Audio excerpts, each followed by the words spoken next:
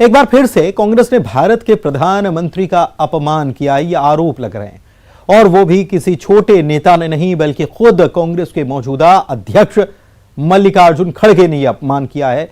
यह आरोप लगाए जा रहे हैं। गुजरात में दरअसल चुनाव प्रचार के दौरान खड़गे ने पीएम की तुलना रावण से कर दी। प्रधानमंत्री के इस अपमान से बीजेपी आग बबूला है। बीजेपी ने पीएम को गुजरात के गौरव और अस्मिता का प्रतीक बताया और कहा कि गुजरात की जनता कांग्रेस को जवाब देगी।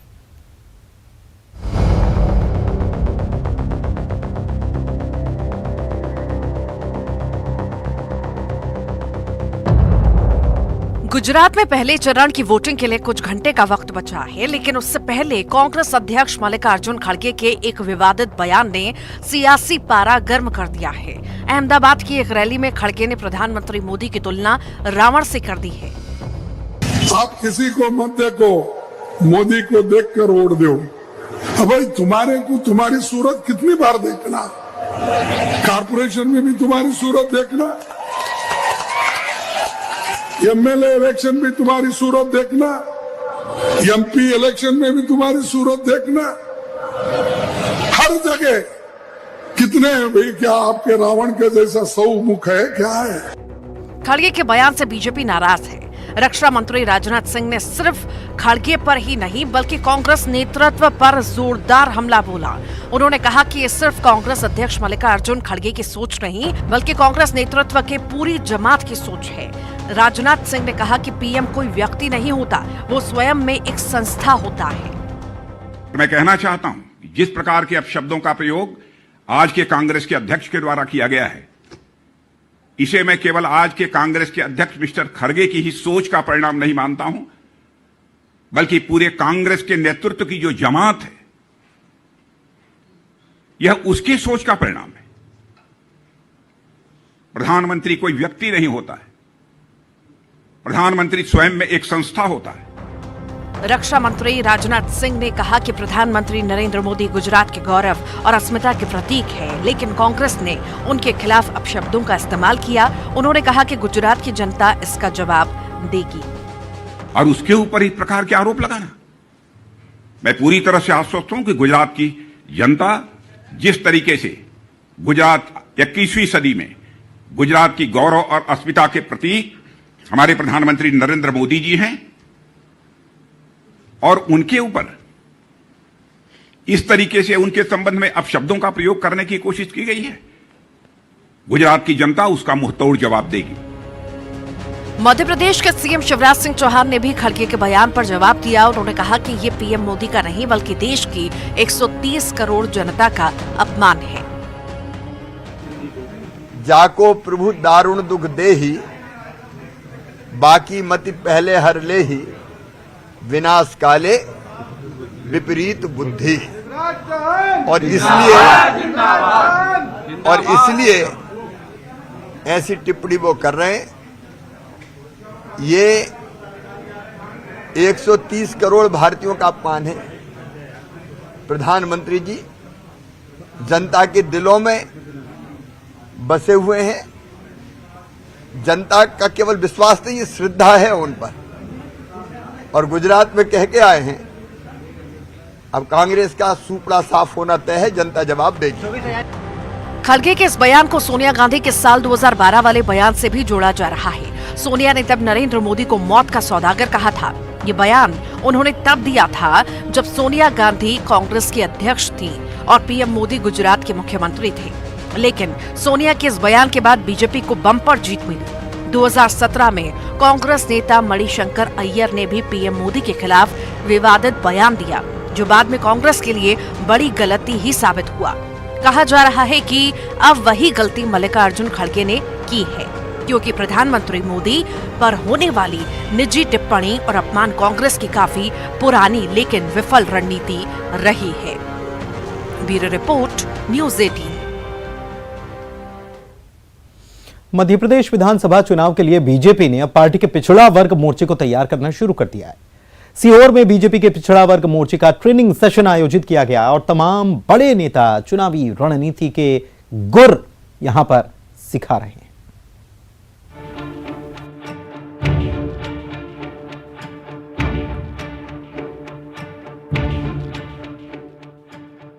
सीहोर में बीजेपी पिछड़ा वर्ग मोर्चे का ट्रेनिंग सेशन। चुनावी मौसम में इस प्रशिक्षण वर्ग को बेहद अहम माना जा रहा है। पार्टी का पिछड़ा वर्ग मोर्चा चुनाव में खास भूमिका में होता है। ओबीसी वर्ग के लिए पार्टी ने क्या काम किया, उसे वोटर्स तक पहुंचाना इनकी एक बड़ी जिम्मेदारी है। वैसे भी ओबीसी वोटर चुनाव में निर्णायक भूमिका निभाता है। कुछ रिपोर्ट्स के मुताबिक प्रदेश में 48% ओबीसी वोटर हैं, वहीं 20 जिलों में 50% से ज्यादा ओबीसी वोटर हैं। जाहिर है ऐसे में ओबीसी वोटर 2023 के चुनाव में एक बड़ा रोल निभाने जा रहा है। प्रदेश की सियासत में ओबीसी वोटर कितना अहम है, ये निकाय चुनाव में देखने को मिला था। बीजेपी और कांग्रेस के बीच आरोप प्रत्यारोप की राजनीति काफी लंबी चली थी। दरअसल सुप्रीम कोर्ट ने फैसला दिया था कि राज्य में पिछड़ा वर्ग आबादी के निकाय और पंचायतवार सही आंकड़े उपलब्ध न होने की वजह से नगरीय निकायों और पंचायतों के चुनाव बिना आरक्षण के ही कराए जाएं। कोर्ट के इस फैसले ने शिवराज सरकार की नींद उड़ा दी थी। शिवराज सरकार ने ताबड़तोड़ कानूनी विशेषज्ञों से सलाह कर सर्वोच्च अदालत में मॉडिफाइड याचिका दाखिल की। इसके बाद राहत मिली थी। जाहिर है बीजेपी अब इन कामों का सियासी माइलेज भी लेना चाहेगी।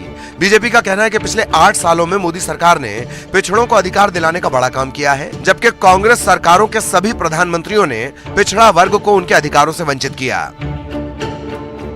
स्थानीय इकाइयों में आपकी जब सरकार था, क्यों लागू नहीं हुआ स्थानीय इकाइयों में ओबीसी समाज का आरक्षण को? तब बीजेपी सरकार बनी शिवराज सिंह जी के नेतृत्व में, तभी उच्च न्यायालय को पहुंचे और इनका बीसी कमीशन के आधार पर आंकड़े निकालकर आज कायम रखा। इधर ही नहीं, जहां भी कांग्रेस सरकार थे वहां सभी जगह ओबीसी समाज को विरोध किया। महाराष्ट्र में हुआ क्या? आपके उद्धव ठाकरे जी का सरकार को समर्थन देने वाले कांग्रेस एनसीपी, वहां पे भी स्थानीय इकाइयों में ओबीसी आरक्षण का जब मुद्दा आया था, कोर्ट में पहुंचे नहीं, ठीक ढंग से वो हुई नहीं करे तो खारिज हो गया। बाद में जब फडणवीस जी सरकार आया, शिंदे जी सरकार आया, तुरंत कमीशन के साथ बैठक करके आंकड़े निकालकर और उच्च न्यायालय पहुंचे ताकि आदेश मिला कि ओबीसी आरक्षण कायम रखने के लिए। ये बीजेपी का रवैया है, मोदी जी का रवैया है। ये भारतीय जनता पार्टी हमेशा चुनाव के लिए तैयार रहती है।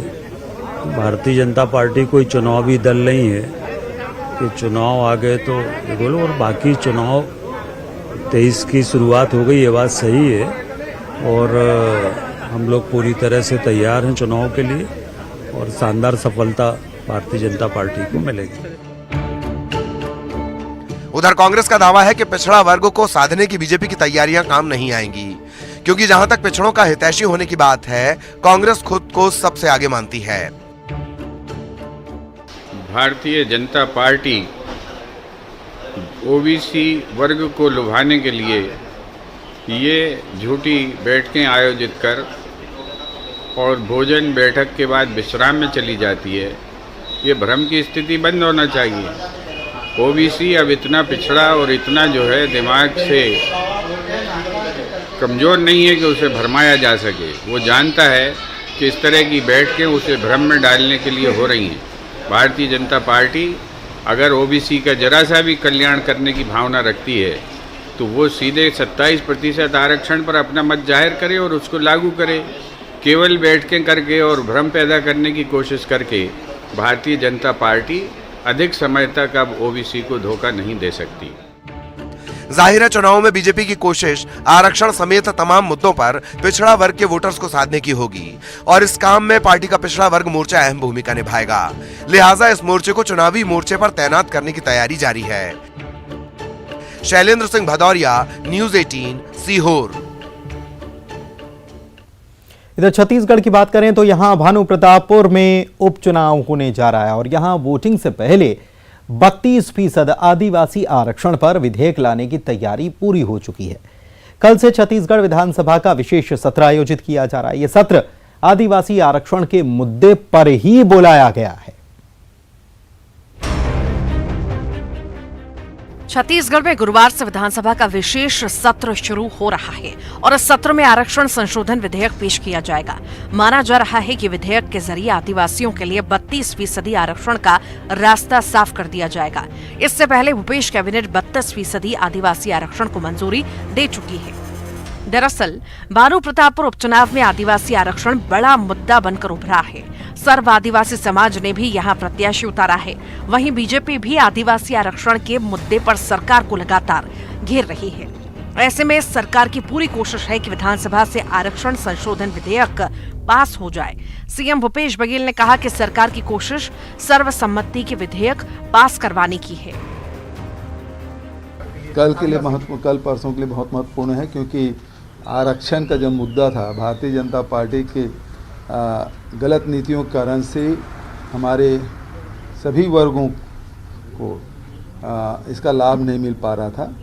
अब उसके लिए विशेष सत्र बुलाया गया है, जिसमें आदिवासियों के, अनुसूचित जाति के, ओबीसी के, ईडब्ल्यूएस के सभी का बिल उसमें आएगा। माना जा रहा है कि 32% आदिवासी आरक्षण से कांग्रेस को उपचुनाव में सियासी माइलेज मिलेगा, क्योंकि आदिवासियों का नाराजगी दूर हो जाएगी। हालांकि कांग्रेस के पास सिर्फ यही मुद्दा नहीं, बल्कि बीजेपी प्रत्याशी ब्रह्मानंद नेताम के खिलाफ रेप के आरोप का मामला भी कांग्रेस जोर शोर से उठा रही है। सीएम ने कहा कि उन्होंने बीजेपी को सलाह दी थी वो नेताम से समर्थन वापस ले लें। कि ब्रह्मानंद नेताम जब ये पता चल गया कि वो बलात्कारी है, तो भारतीय जनता पार्टी के हाईकमान से मैं कहना चाहूँगा कि अपना समर्थन उसे वापस ले। बलात्कारी के बचाव में क्यों खड़े हैं? भारतीय जनता पार्टी पूरा राष्ट्रीय स्तर से लेकर प्रदेश स्तर तक के उसको चाहिए कि वो विड्रा करे। एक बलात्कारी के साथ भारतीय जनता पार्टी खड़ी हुई है, ये अच्छा लगेगा सुन के, उसको विड्रा करना चाहिए। उधर ब्रह्मानंद नेताम के मामले में कैबिनेट मंत्री अमरजीत भगत का एक बड़ा बयान भी आया। 2019 में जब झारखंड में बीजेपी की सरकार थी, तो छत्तीसगढ़ के बड़े बीजेपी नेता ने रघुवर दास को फोन किया था और नेताम को बचाने का आग्रह किया था। अमरजीत भगत ने कहा कि बीजेपी नेताओं को पूछना चाहिए कि उनकी पार्टी में विभीषण कौन है। भानु प्रतापपुर में विभीषण कौन है आप सब जानते हैं, और जिन्होंने 2019 में केस दर्ज किया, उस समय बीजेपी गवर्नमेंट थी वहाँ झारखंड में, और एक बड़े नेता ने यहाँ से फोन किया था कि उसको बचाना है करके, इसलिए मामला दबा हुआ था। उधर अमरजीत भगत के बयान पर पूर्व सीएम रमन सिंह ने पलटवार किया है। रमन सिंह ने कहा कि उनको विभीषण खोजने की जरूरत नहीं है, बल्कि अपनी पार्टी में क्या चल रहा है ये देखें। अब उनको विभीषण खोजने की जरूरत नहीं है, उनके अगल बगल उनको और खुद को ये बात का एहसास होना चाहिए कि पार्टी में क्या चल रहा है, और जो पार्टी का आज स्थिति है, आंतरिक स्थिति, वो दुनिया में सब जानती है। विधानसभा से आरक्षण संशोधन विधेयक पास हो जाता है तो आदिवासियों की नाराजगी का मुद्दा चुनाव से गायब हो सकता है। हालांकि बीजेपी के तर्कश में मुद्दों के तीरों की कमी नहीं है, लेकिन इस उपचुनाव में बीजेपी कैंडिडेट के खिलाफ रेप केस का मुद्दा सबसे बड़ा हो सकता है। कांकेर से ममता लांजीवार के साथ अवधेश मिश्रा, न्यूज़ 18 रायपुर। चलिए बात कर लेते हैं अब पढ़ाई की। लेकिन पढ़ाई होगी कैसे? क्योंकि मध्य प्रदेश के तो ग्रामीण स्कूलों का हाल बेहाल है, और ये हम नहीं कह रहे हैं बल्कि ये आंकड़े ही बता रहे हैं, और खबर भी इसी को लेकर है। देखिए रिपोर्ट। स्कूल जहां सब पढ़ें का नारा बुलंद किया जाता है, लेकिन असल में मध्य प्रदेश के स्कूल में सबको पढ़ने और सबको बढ़ाने वालों की ही कमी है। जी हां, बात हो रही है टीचर्स की। वैसे तो हाल ही में दिवाली से पहले 24,000 टीचर्स के तबादले उनके जिलों में कर दिए गए, लेकिन थोकबंद तबादलों का नतीजा ये हुआ कि शहरी क्षेत्र में जहां एक तरफ टीचर्स की भरमार है, तो ग्रामीण क्षेत्र से शिक्षक लापता। और सुनिए, प्रदेश के 2,357 स्कूल ऐसे जहां एक भी टीचर नहीं है, 8,307 स्कूल ऐसे जहां सिर्फ एक टीचर है, यानी कि 10,500 स्कूलों की हालत ठीक नहीं। फिर भले ही सब पढ़ें का नारा बुलंद किया जाता रहे, हुआ ये है कि ग्रामीण इलाकों में पढ़ा रहे टीचर्स ने शहरी क्षेत्रों में ट्रांसफर ले लिया। अब जब ग्रामीण क्षेत्र खाली हुए, तब जाकर लोक शिक्षण संचालनालय ने यह आदेश निकाला कि इस कमी को अतिथि शिक्षकों से पूरा किया जाएगा। इतना ही नहीं, ऐसे स्कूल जहां पहले से अतिथि शिक्षक पढ़ा रहे हैं और वहां अगर किसी टीचर का ट्रांसफर हुआ है, तो अतिथि शिक्षक को कार्यमुक्त कर दिया जाए। इसके अलावा आदेश ये कि ऐसे प्राथमिक और माध्यमिक स्कूल जहां 20 या उससे कम बच्चे हैं, उन स्कूलों को पास के ही दूसरे स्कूल से मर्ज कर दिया जाए। लेकिन शासकीय शिक्षक संगठन के प्रदेश अध्यक्ष उपेंद्र कौशल कहते हैं कि विभाग ने ट्रांसफर और भर्ती को लेकर ठीक प्लानिंग पहले से नहीं की। प्रदेश में जो स्कूलों में शिक्षकों की कमी बताई जा रही है, उसमें सबसे बड़ी विसंगति ये है कि शहरी क्षेत्रों में शिक्षकों की संख्या अधिक है और ग्रामीण क्षेत्रों में हमारे स्कूल खाली हो। इसका कारण सबसे बड़ा प्रमुख कारण है शिक्षा विभाग की नीतियों में विसंगतियों में। ट्रांसफर नीति जो बनाई गई उसमें भी सबसे बड़ी समस्या ये रही कि ग्रामीण क्षेत्रों के टीचर जो है अधिकांशतः शहरी क्षेत्रों में आ गए, जिससे ग्रामीण क्षेत्रों में स्कूल खाली हो गए हैं और वहां पर अभी पद रिक्त बताए जा रहे हैं। और नई भर्ती भी प्रक्रिया भी शासन अभी समय सीमा में नहीं करने से भी प्रदेश में शिक्षकों की कमी ग्रामीण क्षेत्रों में ज्यादा है। लेकिन इस मामले में बीजेपी अलग ही दलील पेश कर रही है। देखिए, मध्य प्रदेश में सरकार स्कूली शिक्षा को लेकर बहुत सजग व सतर्क है, क्योंकि ये वो स्थिति है जहां से मध्य प्रदेश के देश के भावी मानव संसाधन की बुनियाद नींव निर्मित होती है। और इसीलिए मध्य प्रदेश में सरकार ने जो अतिथि शिक्षक थे उनके नियमितीकरण की प्रक्रिया करी है। उनका जो वेतन जो 200-500 रुपये का वेतन हुआ करता था दिग्विजय सिंह की सरकार में, उनको कर्मी कहा जाता था, अध्यापक सम्मान नहीं मिलता था, वो सब भारतीय जनता पार्टी की सरकार ने बदला। 2 किस्तों में प्राथमिक स्तर के 18,000 शिक्षक और उसके पहले 16 शिक्षकों की भर्ती की गई है और आवश्यकता है तो हम अतिथि शिक्षक की भर्ती करेंगे और मध्य प्रदेश के विद्यार्थियों के साथ किसी प्रकार का हित नहीं होने देंगे। वहीं कांग्रेस का आरोप है कि बार बार ये घालमेल करके सरकार जख्म को नासूर बना रही है। ये भारतीय जनता पार्टी एक मशहूर होगी आगे जाके मिसमैनेजमेंट के लिए। उन्होंने इतना मिसमैनेज किया है कि पूरे के पूरे प्रदेश के अंदर बदहाली आ गई है। किसी स्कूल के ज़्यादा हैं, कहीं बिल्कुल नहीं है। जो ग्रामीण अंचल है वहाँ कोई जा नहीं रहा है, उसकी मॉनिटरिंग नहीं हो रही है। माननीय कमलनाथ जी की सरकार बनी, हमने जो अतिथि शिक्षकों को और दूसरे शिक्षकों को लाने की बात करी थी उसके हिसाब से नियुक्ति करी 15,000 शिक्षकों की। आज जब नियुक्ति हो गई 15 शिक्षकों की तो वो कहाँ गए? उसके बाद भी खाना पूर्ति नहीं हुई। मतलब वैक्यूम अभी भी है। मध्य प्रदेश की सरकार जख्म को छुपा छुपा के बार बार नासूर बना रही है। वैसे शिक्षकों की कमी और भर्ती का मुद्दा आज का नहीं बल्कि सालों से है और स्कूल शिक्षा विभाग हर बार कमी को दूर करने का हवाला जरूर देता है, लेकिन सवालों में फिर घिर जाता है। भोपाल से न्यूज़ 18 के लिए रंजना दुबे की रिपोर्ट। और भोपाल से इस वक्त की बड़ी खबर आपको बता रहे हैं। 8 दिसंबर को कुलपतियों के समन्वय समिति की बैठक बुलाई गई है। कुलाधिपति की अध्यक्षता में यह बैठक होगी। बैठक में कुलपतियों के प्रोटोकॉल को लेकर भी उठाया जाएगा मुद्दा। राज्य मंत्री के बराबर दर्जा दिए जाने की भी मांग हो रही है कुलपतियों की तरफ से। और कुलपतियों की स्थायी समिति ने राज्य मंत्री के समान दर्जा देने का प्रस्ताव पारित भी कर दिया है। अब समन्वय समिति की बैठक में यह प्रस्ताव भी रखा जाएगा।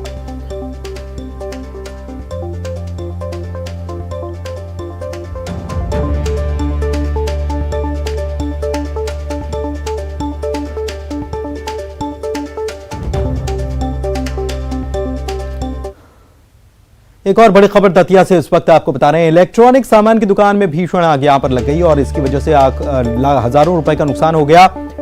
दुकान के बाहर प्लास्टिक के जार में दरअसल पेट्रोल रखा था और पेट्रोल में अचानक से आग लग गई और आग बढ़ते बढ़ते दुकान तक पहुंच गई और उसके बाद दुकान को अपनी चपेट में लिया। हजारों रुपए का सामान इसमें जलकर खाक हो गया। बलौनी थाना क्षेत्र की यह घटना बताई जा रही है। इलेक्ट्रॉनिक सामान की दुकान थी जिसमें यह आग लगने की घटना सामने आई। बाद में स्थानीय लोगों ने इस आग को बुझाने की कोशिश भी की। तस्वीरें आपको दिखा रहे हैं दतिया। काय की दुकान है जो पेट्रोल रखिएगा, जो पेट्रोल पानी है।